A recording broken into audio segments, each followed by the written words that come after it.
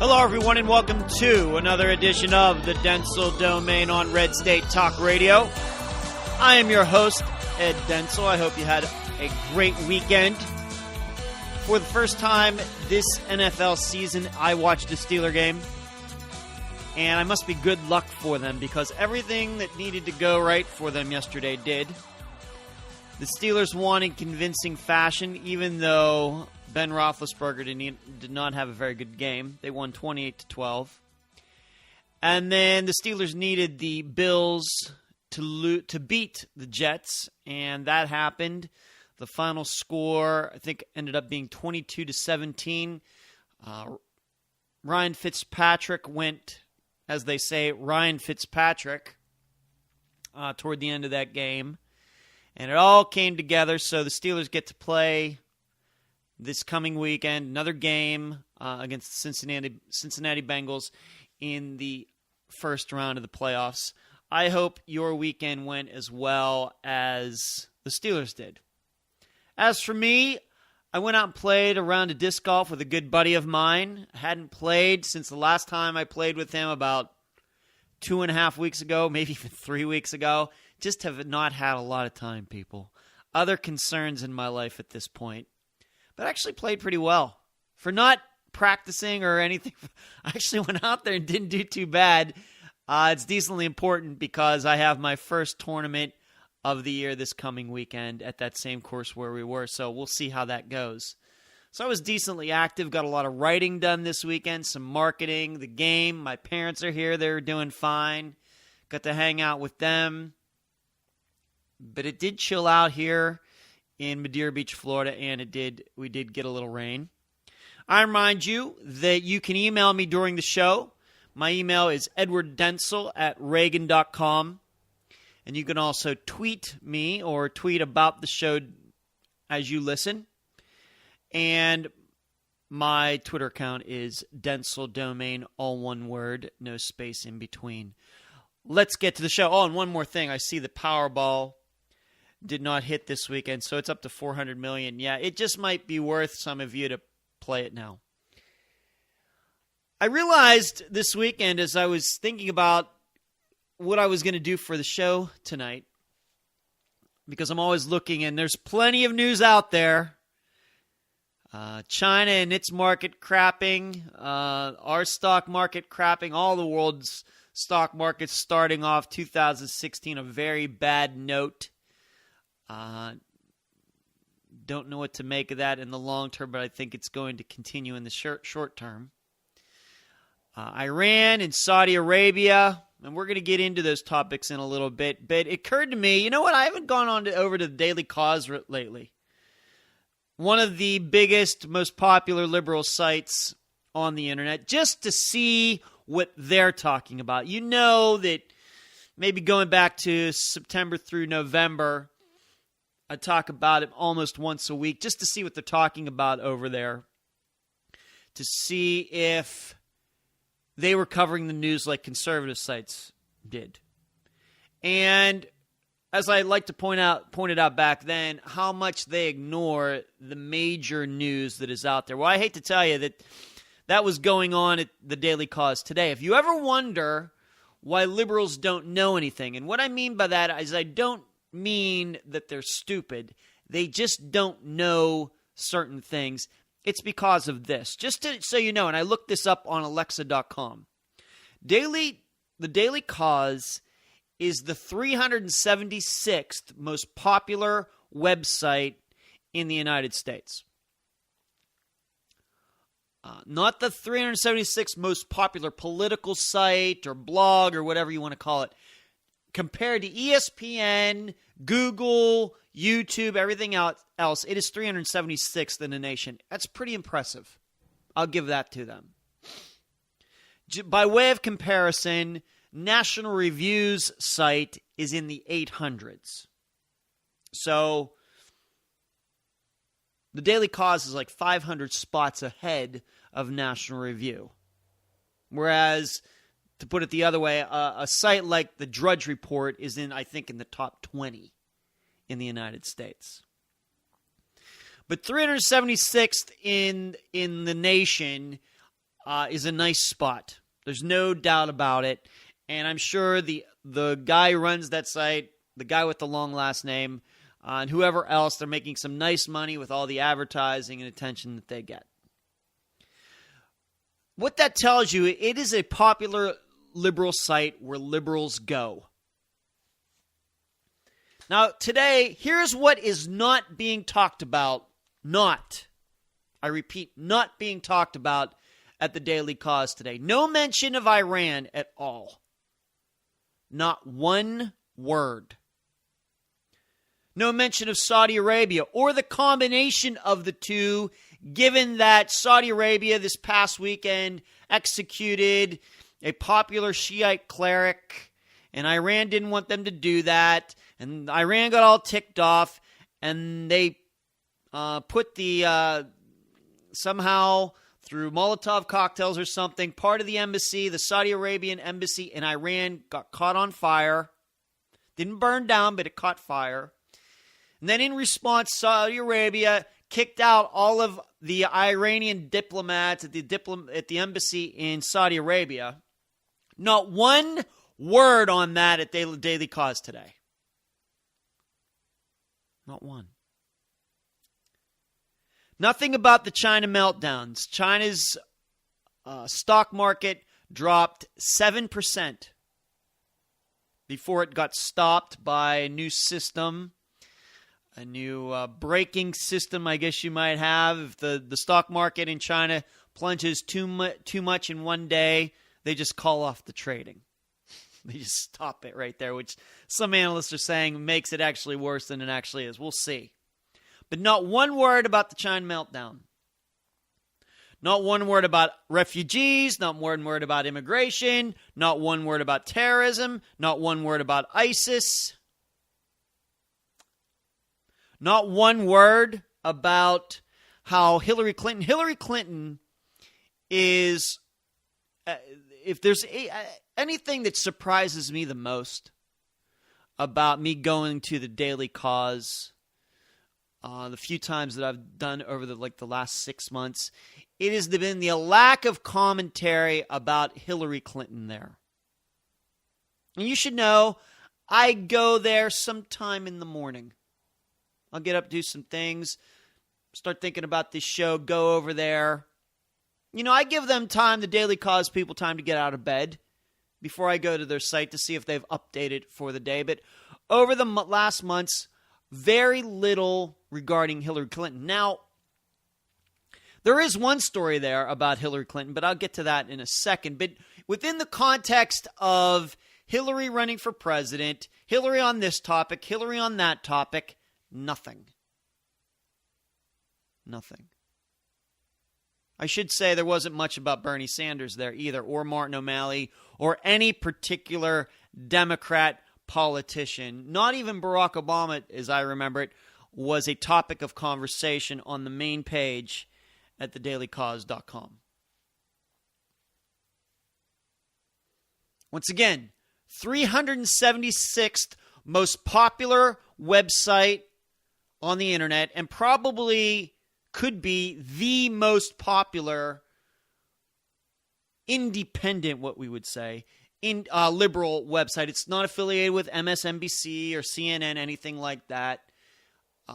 Privately owned, I guess you'd call it, site on the internet, and not any of that news was mentioned. And you wonder why liberals don't know anything. Liberals are going there, looking at the news, and you know what they're finding? Of course, the Daily Cause is doing a big write-up story about what's going on in Oregon right now, with these guys taking over this building, this federal building at this wildlife refuge, and we're going to get into that a little bit as well if I have time. But the story that is there, that has gotten a lot of responses, that it does kind of have to do with Hillary Clinton, kind of, is one of their writers goes off on this tangent off of the fact that Hillary Clinton came back late from that break during the Democrat debate. I have to admit, When I originally saw that and read like the first part of it, I'm like, what is she talking about? What is this writer talking about? And then I thought, oh, she's talking about that Democrat debate from like 3 weeks ago. But this article was just written like yesterday. Maybe. I'm thinking to myself, you're still thinking about that. But this female writer uses that because Hillary Clinton came back from the break. I guess she went to the bathroom to go off. Well, the reason that Hillary Clinton was late coming back from that break is because 83% of the architects who design buildings in the United States never have to stand in a bathroom line. Meaning, men design most of the buildings in the United States, and they're not used to standing in lines going to the bathroom. So bathroom facilities in buildings are discriminatory toward women. That is the story. I'm not going to link to it because I don't want to give any more attention than Daily Cause already gets. If you want to go there and find it, it's there. So from there, by the way, the title of the article, using Hillary Clinton's bathroom trip as its basis, the title of the article is, "It Sucks to Be a Woman in the United States." It sucks to be a woman in the United States because women can't go to the bathroom as quickly as men can. That's essentially... And then she goes into all these things, well, for clothes and this and that, and I'm just not going to cover all of it. You know why they're so full of it. And I think that your average conservative can read that article and punch holes in it more than there are holes in Swiss cheese. But this passes for commentary at probably one of the most popular liberal websites, not just in the United States, but in the world. And you wonder why liberals don't know anything. They don't know anything because their popular websites don't cover real news. The big news that is noteworthy. I think Iran versus Saudi Arabia is a big story. I think the China stock market is a big story. They don't touch it at the Daily Cause. Not on the main page, anyway. Where if you go to hotair.com, you go to breitbart.com, maybe a couple other conservative sites that donate their pages to recent stories, breaking news type of issues. Unlike National Review, which is more not so much daily news driven, but more bigger picture stories. You wouldn't go to National Review to find out breaking news. But those independent, conservative, breaking news types of websites, you'll find everything. You'll even find some news that is not friendly to conservatives. That's not pointing out, as you know, the mistakes that the Republican Party makes. Daily Cause, I'm not saying they're not there, but when you have a story on the main page that they think deserves to be on the main page of the site, what I would call the landing page. If you type in dailycause.com and go there, that's what they call the landing page. This is what you find. It sucks to be a woman in the United States. Hillary Clinton, and it's based on Hillary Clinton's bathroom break. Something that happened weeks ago. It's just kind of funny. And we wonder all over and over and over how we can't beat these people when they cover news like this. So I thought you'd all want to know that. I try to spare all of you the time that you may go to a place like that, the site like that. But if you want to check out that article so you know that I'm telling the truth, please do it. Please do it. But it sucks to be a woman in the United States. I guess maybe this writer's never been in most of Africa and most of South America.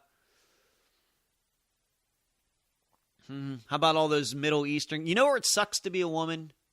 In the Middle East. You know where it sucks to be a woman? China. I mean, if for that title to make sense, you know what it should say?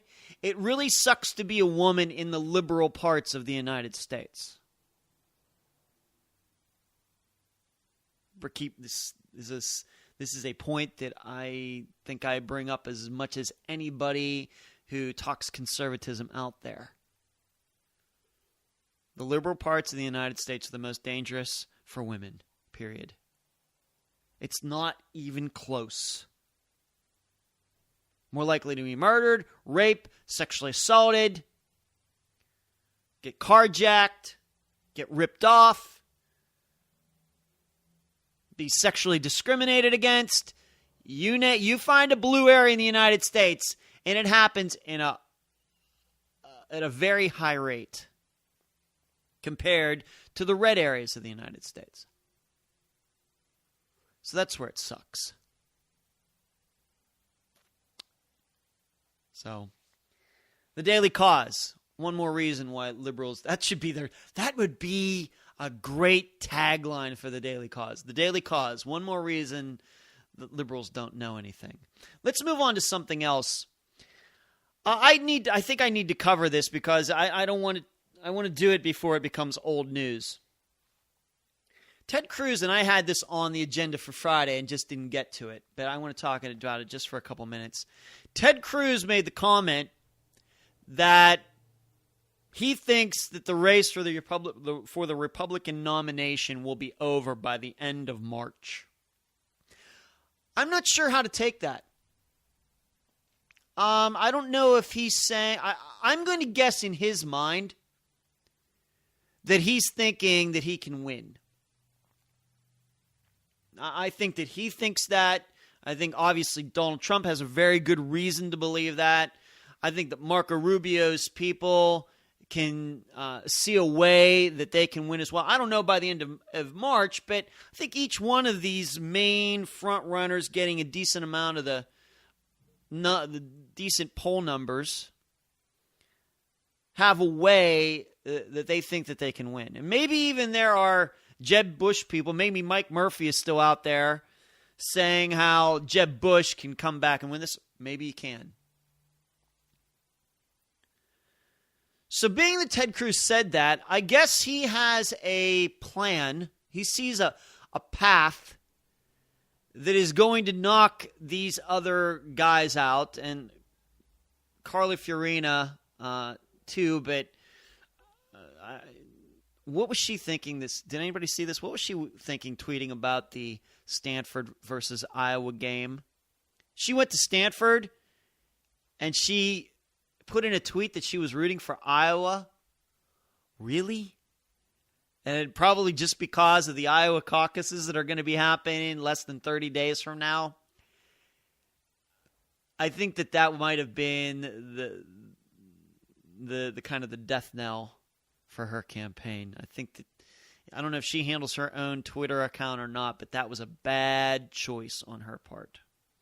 In any case, so let's just keep it to the guys from now. Those guys, because they are males who are in the top 5 in these polls.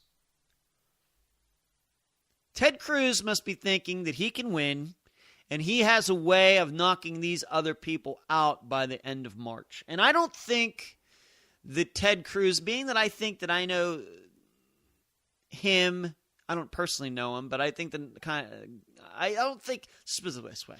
He wouldn't say that if he didn't believe it. There's no real interest, no special interest he has as some sort of gamemanship or psychological warfare to say that.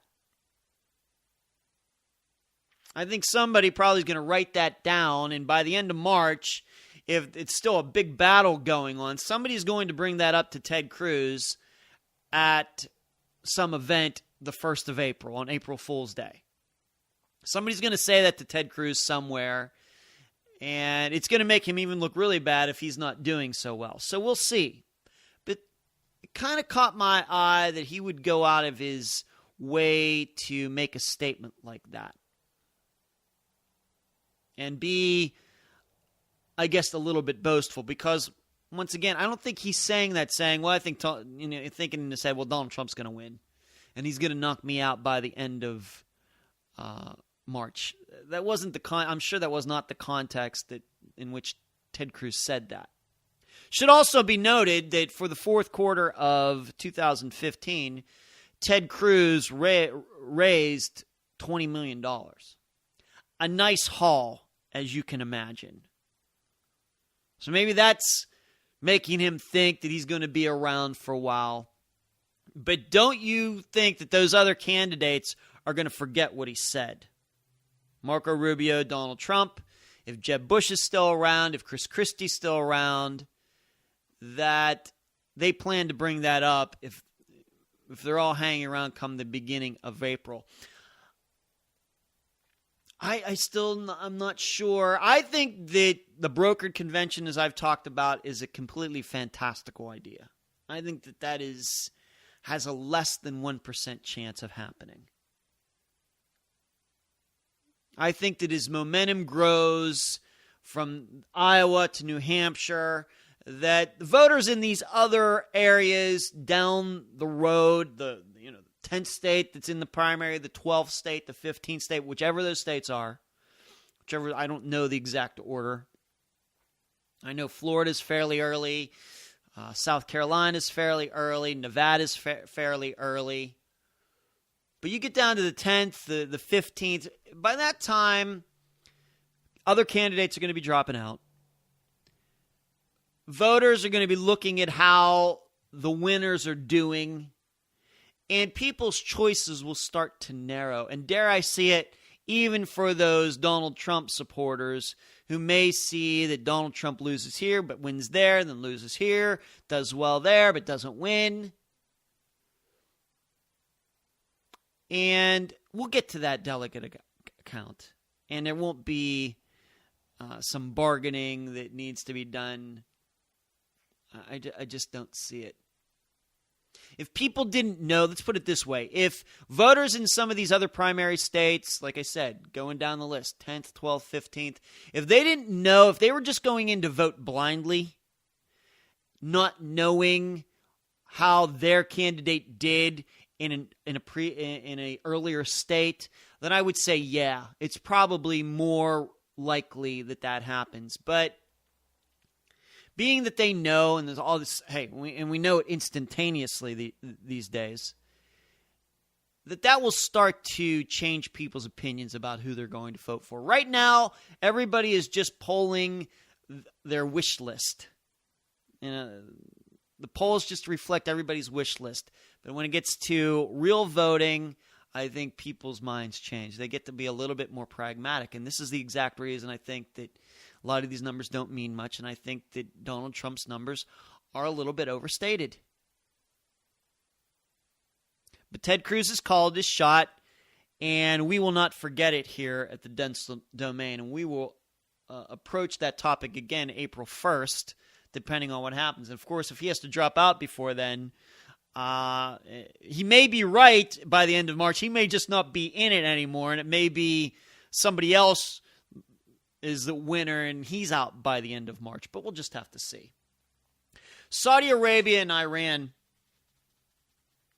How are you isolationists feeling about that now?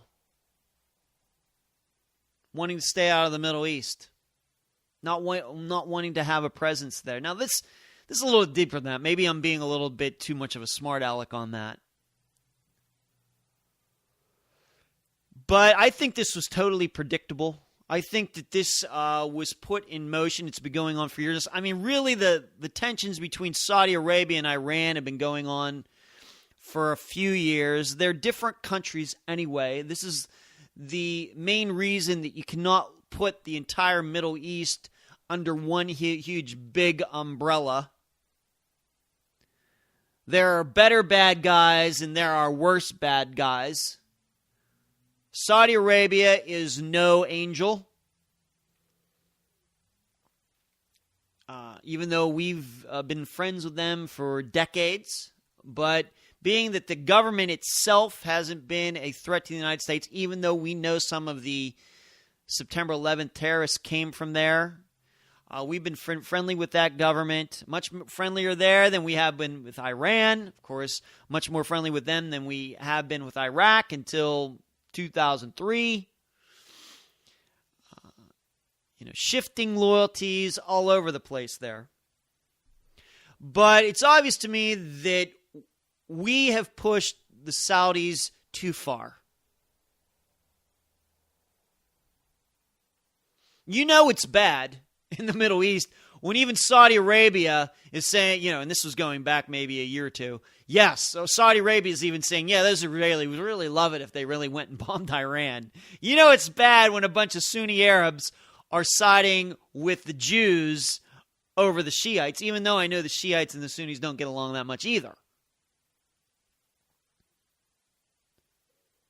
But Iran and Saudi Arabia, they've had this proxy fight over in Yemen. I mean, it's so bad in the Middle East right now that Iran is fighting ISIS. Saudi Arabia, even though it shares a common religion with Saudi Arabia, ISIS and Saudi Arabia share a common religion, a denomination of Islam, Sunni division. Saudi Arabia has no love, of course, for ISIS, and ISIS wants to tear down Saudi Arabia as much as it wants to run over all of the Middle East. As bad as ISIS is, even Iran and Saudi Arabia can't get together to fight ISIS. This is how much this has gotten out of hand. And ISIS is as big a problem in the Middle East as there is. And still the Saudis and the Iranians can't put their differences to the side and figure out a solution for all of it.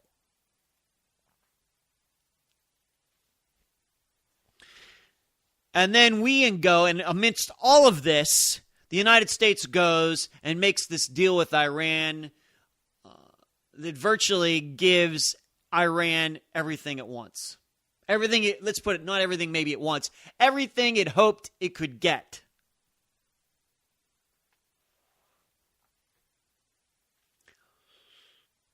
Tough times.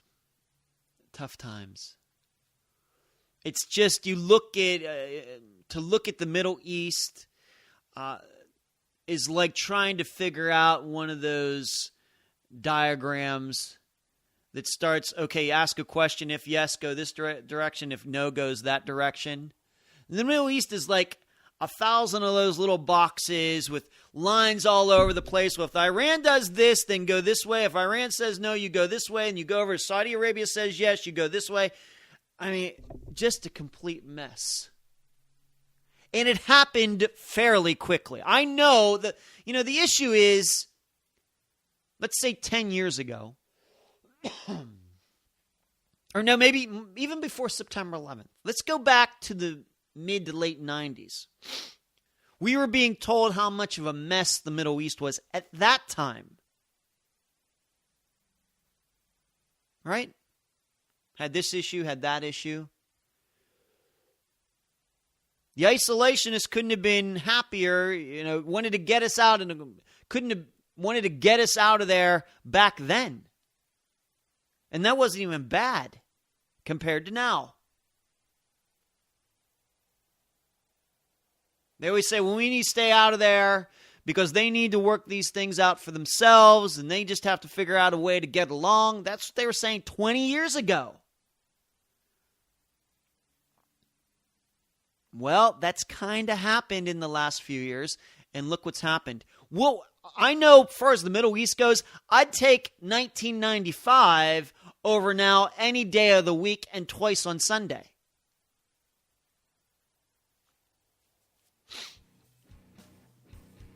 And the United States was much more involved in the Middle East then than it is now. And I don't want to hear anything about we created ISIS. That's just crazy. But I don't think that this Saudi Arabia versus Iran thing is going to end well. I don't know how far it's going to go. But I think it's going to get worse before it gets better, if it gets better. But I got to go to the break. You've been listening to the Dentzel Domain on Red State Talk Radio.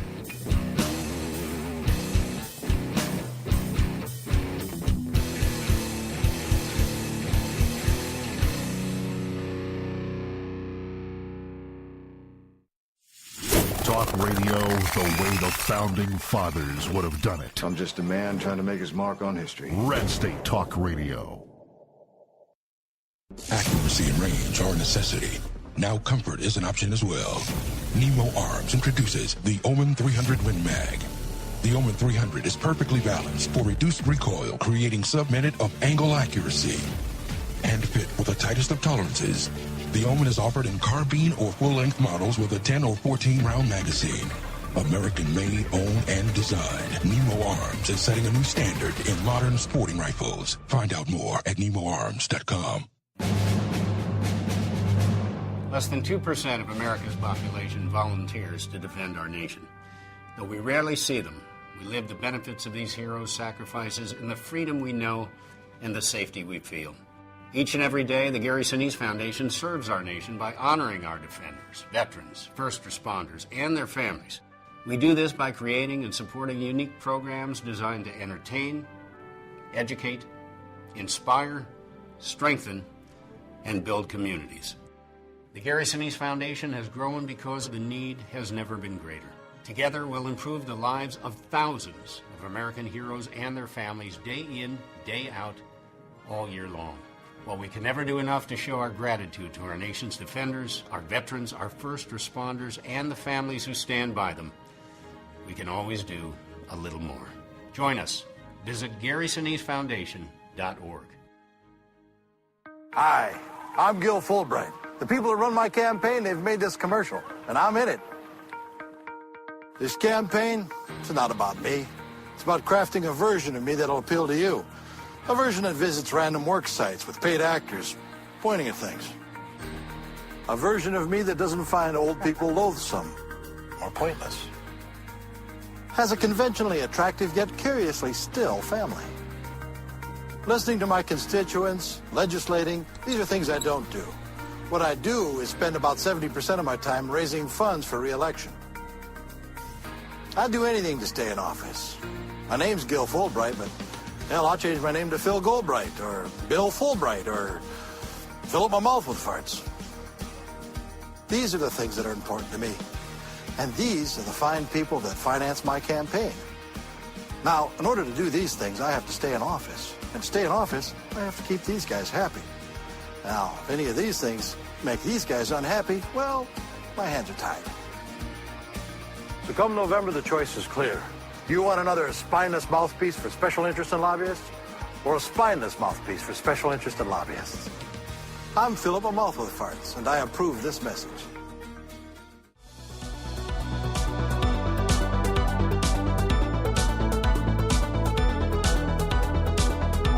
And we're back at the Dentzel Domain on Red State Talk Radio. I want to continue on with Saudi Arabia and Iran for a few more minutes. There's something else that occurs to me regarding all of this. Now, if you listen to the Saudi Arabia people, and there's plenty of stories out, you can go to the Washington Post or something more conservative to your taste, wherever you want to go to read about this.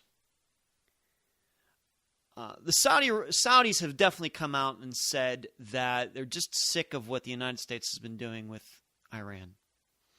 That, Saudis are thinking that, we've been good allies. We know we haven't been perfect, but we've tried to be good allies with the United States, and then the United States goes and makes these deals with Iran, making the Middle East an even more complicated place than it already is. And I'm sure the Saudi kings, the sheikhs, are looking at their region of the world and saying, man, this place is a mess. They're saying, and then the United States, not even involved as much as they were 10 years ago, are making it worse by not being here. They know. They have to know. It's not just we Americans who wake up every day and see the Middle East news and say, man, that place, That's crazier than a burlap sack full of bobcats, to use a quote from C.W. McCall. Middle Easterners, if they're getting the real news, if they have access to any sort of real, truthful news, they have to think the same thing. Man, we are a bunch of freaks. They have to be saying that. So, in any case, the Saudis executed this cleric, and they've had a bunch of executions going on. And this was like the final, what their version is of the final straw. If the United States isn't going to do anything about Iran and what it wants to do, then they're going to do something, and it's going to be the Saudis are going to start cracking down on Shiites in Saudi Arabia, those that have been causing problems. Of course, as you know, can imagine, no free speech in Saudi Arabia. There's another issue going on here, though, that I think is worth mentioning, and reason that Iran may be stoking all of this is that they're going back into the world markets, of course, with sanctions being lifted, specifically with their oil. And I'm sure they're looking at that oil price down in the 30s and they're liking it about as much as Venezuela, Nigeria, and a bunch of those other OPEC countries are. Not liking it at all. They want it back up at that $60 to $80 to $100 a barrel number, or amount, I should say. And Iran knows that it's Saudi Arabia, being that they're the largest oil producer, they're the richest country, they're dominating all of this, that Iran maybe says, you know what, maybe if we can get a little tussle with Saudi Arabia going, maybe we can drive that oil price up when our oil comes back on the market. If that means that some missiles and bullets need to be exchanged between our countries, then that's what it means.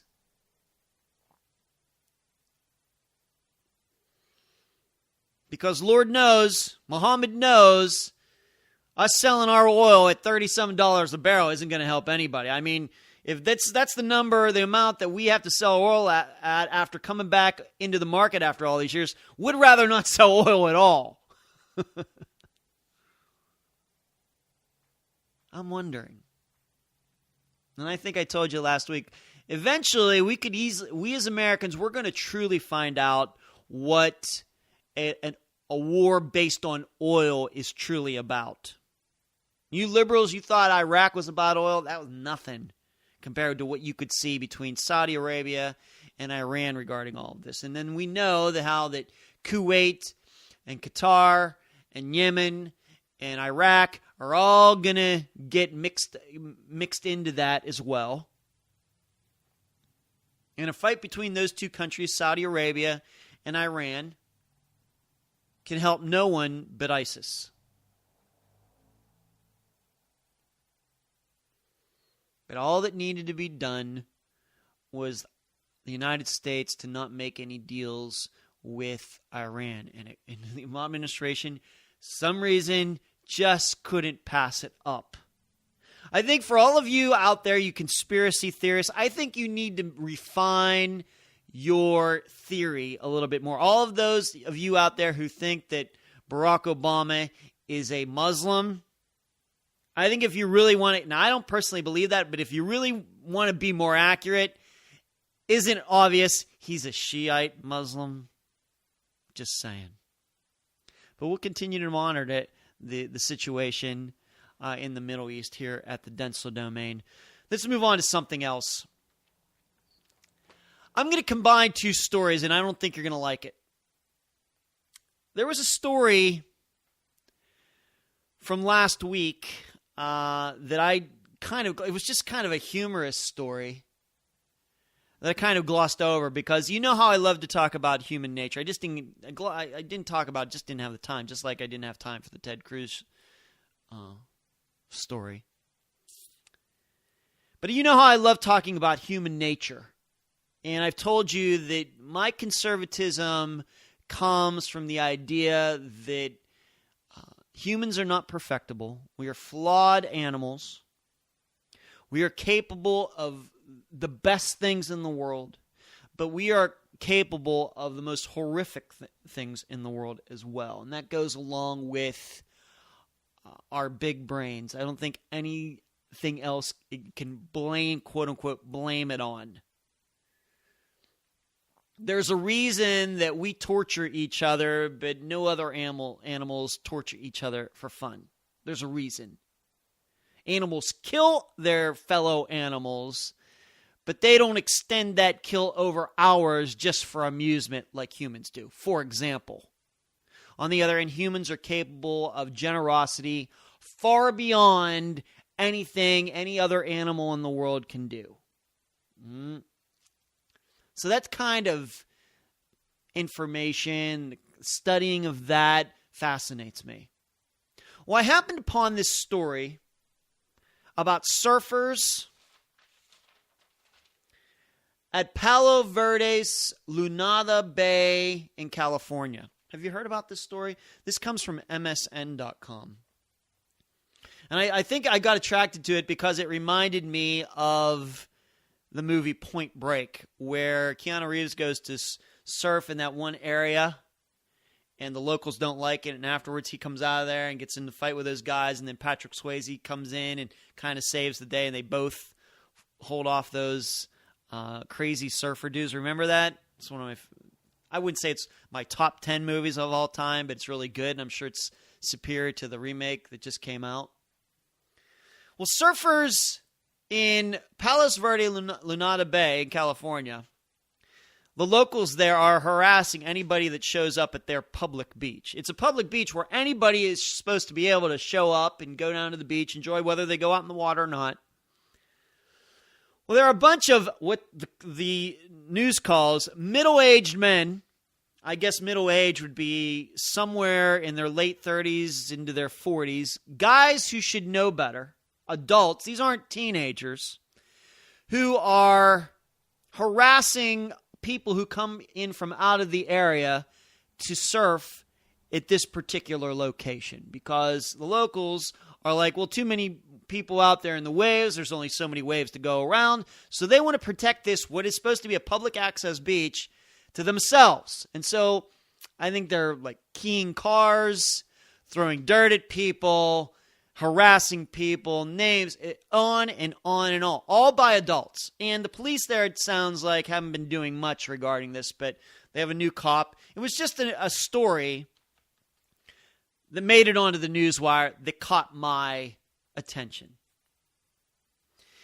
And it goes to my kind of attitude toward human nature. See, as many people may think that this story is outrageous. How could these guys do this? Adults. It's just surfing. It's just the water. There's plenty of water to go around. The Pacific Ocean is a big place. And this, I guess there's the stereotype that surfers, these, whoa, dude, you're so cool kind of thing. The Keanu Reeves stereotype. They're not. Enough, to the point where they make it into a major news story. See, I believe this kind of behavior is inside everybody at some point. Maybe not about surfing, but about those things in our lives that we are protective of, to the point that we lose perspective. We lose our common sense about a situation. And I don't think that's a new trait to human being. That's probably been going on since Homo sapiens were created, either through divine intervention or through evolution, whatever you want to believe. It's just part of our nature. And as a conservative, I see that and say, if that is inside every human being, then you can never give any one human being too much power, especially the power to destroy others. And I don't mean destroy by keeping them off a public beach. I actually mean destroying as in killing people. That is one of the principles on which our country was made. The separation of powers, no one branch having too much power.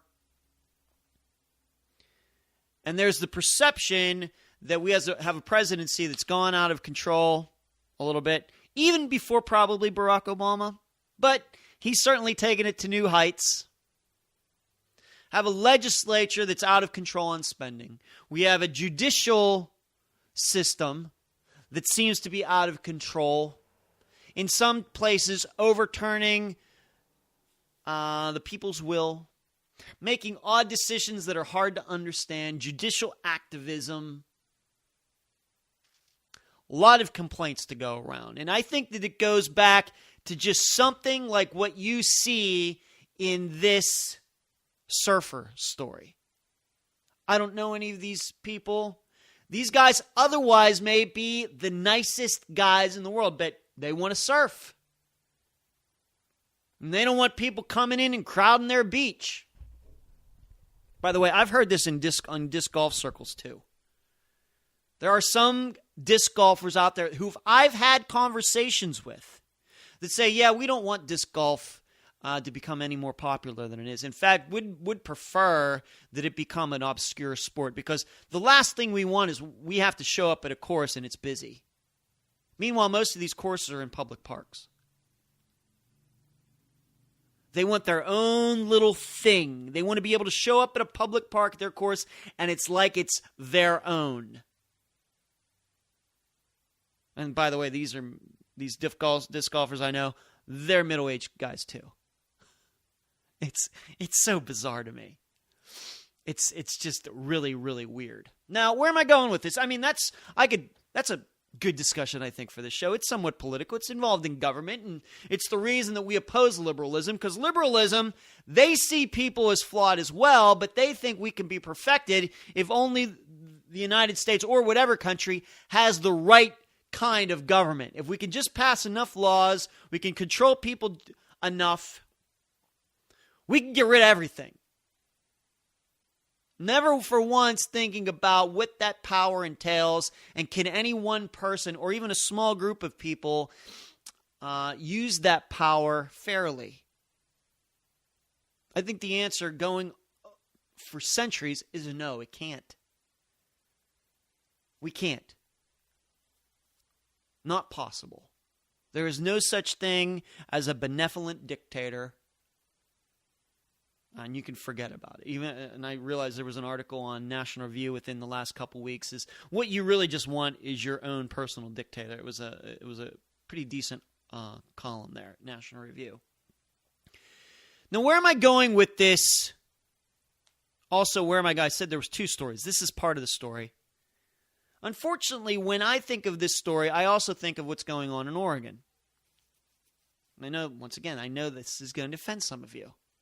I look what's going on in Oregon with the Clive and Bundy guys, along with some others who have taken over some federal building out in the middle of nowhere, and has to do with the federal government and land up there and ranchers. And I don't want to try to get into the facts of it, because you can go to various sites and hear various interpretations of what happened. I'm not going to touch the facts of what happened. The government says that these guys burned some land that got out of control. They were charged with arson, allegedly I think it was actually under an anti-terrorism statute. And then one judge said their sentence was too long and they were let out of jail. And now they have to go back to jail. I mean, it's so convoluted. And through these convolution, this story that is so, I wouldn't say difficult to understand, but it certainly has a lot of ins and outs. This judge said this, that judge said this, prosecutor says this, these guys said they were doing this. A lot of hearsay going on.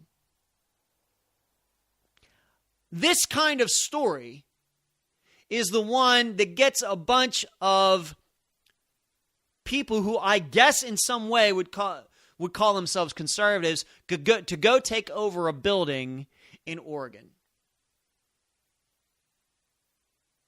Now, I'm not saying there is no, I'm not saying we as conservatives don't have complaints about what's going on in government for the last many, many, many years. Well before Barack Obama, well before George W. Bush, well before Clinton, Reagan. We have complaints going back a long ways. To my knowledge, we've never taken over a building. Maybe we have. I just maybe don't remember it. I know that there was Ruby Ridge. I know there was Waco, Texas. But actually going in and, I mean, it's not like they're taking hostages. This building was vacant. And they just went in there and kind of said, yeah, we're setting up shop here. These guys are doing it over this story. Over those version of facts. They said, that's it. This is what, to me, I think about it and say, wait, you mean those people in Idaho, which was a pretty clear-cut case, very easy to understand, got a lot of attention. You know, I think a majority of the people that heard that story with the EPA, if you don't know what I'm talking about, the story that goes back 5 years at least, with the couple that were doing work on their land. The EPA came in and started finding them $37,000 a day. Remember that story, how I always bring up that $37,000 a day number? Once again, is it number or amount? I have to ask my editor that one. These guys in Oregon, Oregon's not that far away from Idaho, couldn't get outraged over that, which is to me pretty clear cut. And it was a story that a majority of Americans could understand. And dare I say it, even some liberals could maybe look at that and say, man, yeah, that's fine. It's really, really crazy. There was no seizure of an EPA building or anything like that. No, they stayed out of that. But they'll get involved when a story like this comes up. Something that just you shake your head and man, it's really, really hard to understand if you're not actually there.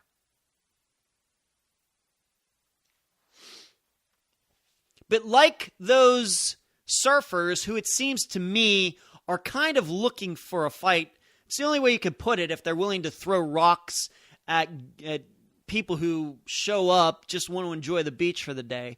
They're looking for a fight. It seems to me these guys were just looking for a fight, and they were just looking for a reason. It didn't necessarily have to be a good reason or an understandable reason that the rest of the United States could understand in simple terms. They were just looking for a fight, and that doesn't make us look good. Now, it should be known, and this is what the kicker is to the entire story. The guys who showed up to kind of squat on this in this building for the time being, they're doing it to support these two guys who are being sent back to jail. Their names Dwight and Steve Hammond, the ones who have been accused of arson and some other things, and were let out too early, and now they've been ordered to go back to jail for some additional time. The Dwight and Steve Hammond are going back to jail. They aren't putting up any fight. They're not saying we don't want to go back to jail. They're going back, but still these, 150 guys are going to show up, are going to stay there in that building to protest these guys going back to jail, even though the guys themselves have admitted, yeah, you know what? We should probably go back to jail. Now, does that sound crazy to you or what?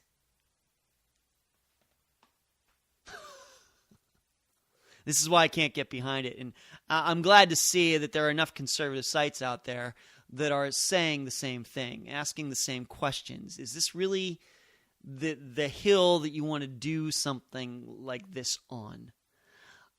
I don't think it is. I think that we've had enough stories that I've talked about here that seem like bigger deals, easier to understand, surely are a bigger deal than what is going on here, especially with the EPA, because the EPA is doing this all over the place. This doesn't just involve ranchers like this story does. Every day, people, homeowners running into problems with the EPA. Just these guys, it just kind of sounds to me like they wanted to be the center of attention instead of it being some principled conservative cause. Just saying. But I got to go. Before I go, you can find my books on Amazon.com. Just do a search for Edward Dentzel. You can email me, edwarddentzel@reagan.com. You can follow me on Twitter, Dentzel Domain, all one word, no space in between. Go to edwarddentzel.com, edwarddentzel.com/book if you'd like to get the first chapter of my next book, The Comebacks, for free. You can find my show in a variety of locations, SoundCloud, YouTube, and Podbean. You can find me on LinkedIn and on Facebook. And it's been a pleasure talking to you tonight. You've been listening to the Dentzel Domain on Red State Talk Radio.